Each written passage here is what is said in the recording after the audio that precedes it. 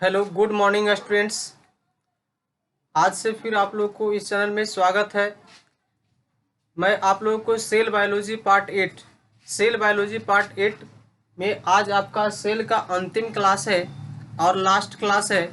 इसमें आप लोग को कोशिका विभाजन के बारे में मैं बताने जा रहा हूँ, जिसमें आपको ये देखना है कि कोशिका विभाजन किस तरह से होता है और कोशिका विभाजन कितने प्रकार से होती है। ये आप लोग को मैं आज बताने जा रहा हूँ, ठीक है। तो देखिए, आगे सबसे पहले कोशिका विभाजन यानी सेल डिवीजन के बारे में हम जानते हैं। यानी कोशिका विभाजन क्या है, कोशिका विभाजन किसे कहते हैं। कोशिका विभाजन एक कोशिकाओं से दो कोशिकाओं का निर्माण होना, एक से दो कोशिका यानी एक कोशिका से दो कोशिकाओं का निर्माण होना ही कोशिका विभाजन कहलाता है। कोशिका विभाजन कहलाता है। इसमें जो कोशिका से दो कोशिका यानी नए कोशिकाओं का निर्माण होगा, तो इसमें कहता है कि नए कोशिकाओं का निर्माण होगा तो उस क्रिया को हम क्या कहेंगे, जनन कहलाता है। और जनन कहने के साथ साथ इसमें कोशिकाओं में क्या होगा, वृद्धि होगा। कोशिकाओं में वृद्धि होता है, और जब कोशिकाओं में वृद्धि होगा तो बताइए कि नया कोशिका का क्या होगा, निर्माण होगा। और जो कोशिका विभाजन है, उस कोशिका विभाजन का खोज का श्रेय किसको जाता है, फ्लेमिंग को जाता है। किसको जाता है, फ्लेमिंग को जाता है। तो कोशिका विभाजन का श्रेय फ्लेमिंग को जाता है।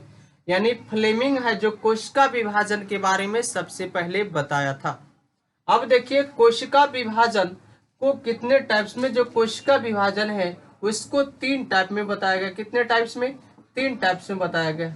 याद रखना है कितने टाइप्स में, 3 टाइप्स में, यानी 3 प्रकार के होते हैं। पहला है आपका और असूत्री कोशिका विभाजन। देखिए, पहला असूत्री कोशिका विभाजन यानी एमिटोसिस सेल डिवीजन। एमिटोसिस सेल डिवीजन क्या है, एमिटोसिस सेल डिवीजन होता है जो यह एक प्रकार का अविकसित कोशिकाओं में होता है। ये कैसा, अ से असूत्री, अ से क्या होगा, ध्यान देना है कि अ से अविकसित। देखिए यहाँ पर जो यहाँ है अविकसित, जो असूत्री कोशिका विभाजन होगा तो यह अविकसित कोशिकाओं में होता है। किसमें होता है, अविकसित कोशिका। और बताइए कि अविकसित कोशिका किसमें होता है, तो इन अविकसित कोशिका किसमें होगा, अमीबा, जीवाणु, नीलहरित शैवाल, यीस्ट, प्रोटोजोआ में क्या होता है, अविकसित कोशिका होता है। यानी प्रोकैरियोटिक कोशिकाओं में कहता है असूत्री कोशिका विभाजन होता है, ठीक है। अब आगे हम बढ़ते हैं। ये तो आपका पहला क्लियर हो गया कि असूत्री कोशिका विभाजन है ना के बारे में क्लियर हो गया। अब सेकंड हम टॉपिक कर रहे हैं। सेकंड जो नंबर है आपका समसूत्री कोशिका विभाजन। समसूत्री कोशिका विभाजन, और इसको इंग्लिश में हम कहते हैं माइटोसिस सेल डिवीजन का एक और नाम से हम जानते हैं सूत्री कोशिका विभाजन तथा दैहिक कोशिका विभाजन भी कह सकते हैं। यानी इसको समसूत्री विभाजन कोशिका को हम सूत्री कोशिका विभाजन या कह सकते हैं दैहिक कोशिका विभाजन भी कह सकते हैं। दैहिक कोशिका यानी देह का मतलब क्या होता है, शरीर, यानी शरीर कोशिका है ना, कायिक कोशिका विभाजन भी कहते हैं। और इसका खोज किसका, समसूत्री कोशिका विभाजन का खोज सबसे पहले वाल्थर फ्लेमिंग ने किया था। किसने किया था, वाल्थर फ्लेमिंग ने किया था।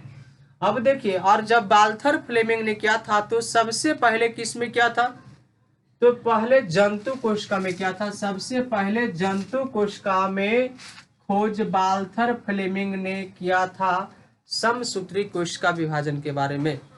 अब इसमें कहता है कि जब समसूत्री कोशिका विभाजन होगा तो सम का मतलब क्या होता है, इक्वल, बराबर होगा। तो इसमें कहता है कि गुणसूत्र में कोई बदलाव नहीं होता है। गुणसूत्र बराबर इक्वल होता है, यानी जब भी होगा ट्रांसफर तो इक्वल होगा, ठीक है। और इसमें माइटोसिस सेल डिवीजन होता है। यह भी 2 टाइप्स का विभाजन, इसमें भी 2 टाइप्स का विभाजन होता है, यानी 2 तरह के विभाजन होता है, जिसको एक हम केंद्रक विभाजन कहते हैं, जबकि दूसरा को हम कहते हैं कोशिका द्रव विभाजन। यानी जो कोशिका में केंद्रक होता है यानी जो कोशिका में केंद्रक है और ये केंद्रक में जो है ना यहाँ पर न्यूक्लियस है, इसको में क्या होगा, डिवीजन होता है, यानी बहना क्या होगा, विभाजन होगा, उसी को हम क्या कहते हैं, केंद्रक विभाजन कहते हैं। ठीक है, क्या कहेंगे, केंद्रक विभाजन। जबकि कोशिका द्रव यानी कोशिका के अंदर जो लिक्विड फॉर्म में द्रव होता है, इसमें विभाजन होता है, तो उसी को हम क्या कहते हैं, कोशिका द्रव विभाजन कहेंगे। क्या कहेंगे, कोशिका द्रव विभाजन। और देख रहे हैं कि यहाँ पर जो कोशिका द्रव है, एक कोशिका द्रव और इसी में विभाजन होगा। ठीक है, माइटोसिस सेल डिवीजन में कहता है 2 प्रकार से विभाजन होता है, एक है पहला केंद्रक विभाजन, दूसरा है आपका कोशिका द्रव विभाजन। ठीक है, अब देखिए आपका यहाँ तक दूसरा है ना, दूसरा भी क्लियर हो गया आपका है ना, असूत्री कोशिका विभाजन क्लियर हो गया। दूसरा है समसूत्री विभाजन है ना, समसूत्री कोशिका विभाजन आपका क्लियर है।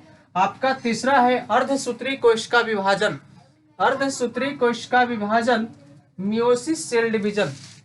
अब देखिए अर्धसूत्री कोशिका विभाजन का खोज सबसे पहले बीजमैन ने किया था। खोज आपको पूछेगा कि अर्धसूत्री कोशिका विभाजन का खोज किसने किया था, तो बीजमैन ने किया था। यहाँ पर हम अंडरलाइन कर दिए हैं, है ना। अंडरलाइन करने से होता है कि आपको जल्दी से दिखेगा, है ना, हाईलाइटेड हो जाता है। तो देखिए इसमें का खोज बीजमैन ने किया था। और यह जब भी अर्धसूत्री कोशिका विभाजन होता है तो जनन कोशिकाओं में होता है। किसमें होता है, जनन कोशिकाओं में होगा।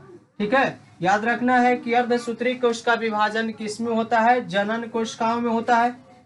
और इसमें देखिए अर्धसूत्री कह रहा है तो इसमें कोशिका विभाजन तो होता है, कोशिका विभाजन हो रहा है, लेकिन इसमें गुणसूत्र की संख्या को क्या करता है, आधा कर देता है, यानी आधी हो जाती है। अर्धसूत्री कोशिका विभाजन है तो गुणसूत्र को भी क्या कर दे रहा है, आधी कर दे रहा है। जब आधी कर दे रहा है तो इसमें विभाजन कितना बार होगा, 2 बार होगा। और जब विभाजन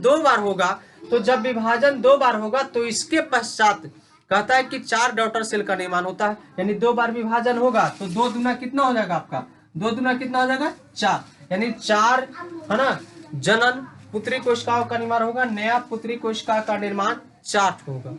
ठीक है, अब देखिए अर्धसूत्री कोशिका विभाजन को एक और नाम से हम जान सकते हैं, जिसको हम कहते हैं न्यूनकारी विभाजन।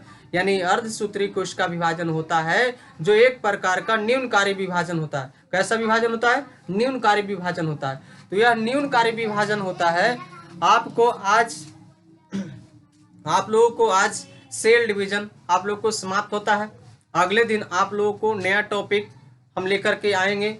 आपको जो है ना, यह सबसे महत्वपूर्ण टॉपिक था, सेल बायोलॉजी समाप्त हो गया और नया टॉपिक आने वाला है जिसको नाम है उत्तक, जिसका क्या नाम है, उत्तक नाम है, जिसको हम इंग्लिश में कहते हैं टिश्यू।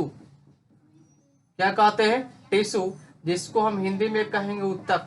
और उत्तक का निर्माण कैसे होता है, उत्तक के बारे में हम अगले क्लास में चर्चा करेंगे। जो अभी तक आप लोग इस चैनल को सब्सक्राइब नहीं किए हैं तो सब्सक्राइब और लाइक कर दें।